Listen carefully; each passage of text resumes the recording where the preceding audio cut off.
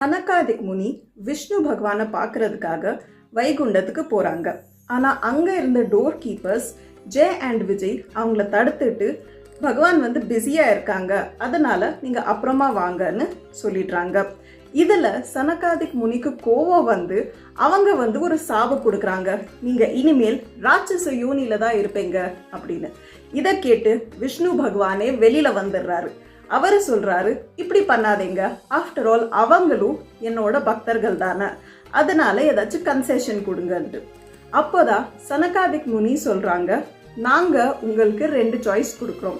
Number 1, நீங்க 7 ஜென்மம் எடுக்கணும் பூமியில, அப்போ நீங்க விஷ்ணு பக்தனா பிறப்பீங்க.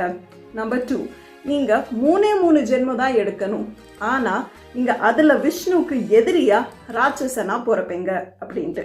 ஜெய் அண்ட் விஜய் சூஸ் பண்ண ஆப்ஷன் நம்பர் 2. அண்ட் அப்படி பிறந்தவங்க தான் ஃபர்ஸ்ட்லி ஹிரண்யாக்ஷ் அண்ட் ஹிரண்யகஷ்யப், 2வது ஜென்மத்துல ராவணன் அண்ட் கும்பகர்ணன், 3வது ஜென்மத்துல தந்தவக்ர அண்ட் சிசுபால். ஸோ நம்ம நிறைய யோசிச்சுட்டு இருக்கோம், கடவுள் கூட சண்டை போடுறவங்க எல்லாருமே தீய சக்தி தான் அப்படின்ட்டு. பட் அங்க இருக்கிற தீய சக்தி கூட பார்த்தீங்கன்னாக்க ஆக்சுவலி பகவானோட பக்தர்கள் தான்.